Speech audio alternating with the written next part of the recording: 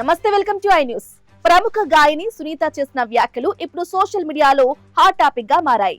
My body my choice అని నినాదం, మహిళల దుస్తులు, స్వేచ్ఛ, భద్రతపై ఆమె చెప్పిన మాటలు మద్దతుతో పాటు విమర్శకులను కూడా తెచ్చిపెడుతున్నాయి.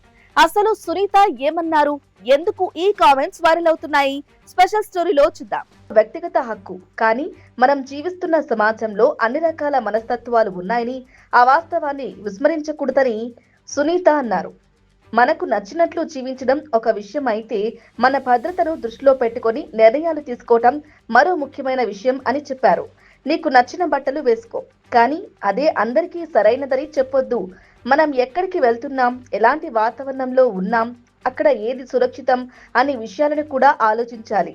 ప్రాక్టికల్ గా ఉండడం తప్పు కాదు అని సునీత వ్యాఖ్యానించారు. అంతేకాదు, మనం నా బాడీ నా ఇష్టం అని చెప్పినట్లే ఎదుటి వారు ఎలా ఆలోచిస్తారనేది కూడా వాస్తవ జీవితంలో ఉంటుంది. అందుకే పరిస్థితులను అనుగుణంగా నిర్ణయాలు తీసుకోవడం మంచిది అని ఆమె పేర్కొన్నారు. సునీత వ్యాఖ్యలు బయటకు వచ్చిన వెంటనే సోషల్ మీడియాలో పెద్ద ఎత్తున చర్చ మొదలైంది. కొందరు ఆమె చెప్పింది వాస్తవ పరిస్థితులను ప్రతిబింబించే ప్రాక్టికల్ దృక్పథమని అభిప్రాయపడుతున్నారు.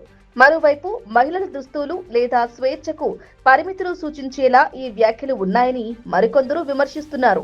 దీంతో మై బాడీ మై చాయిస్ అనే అంశంపై మరోసారి దేశవ్యాప్తంగా సోషల్ మీడియాలో చర్చ మొదలైంది.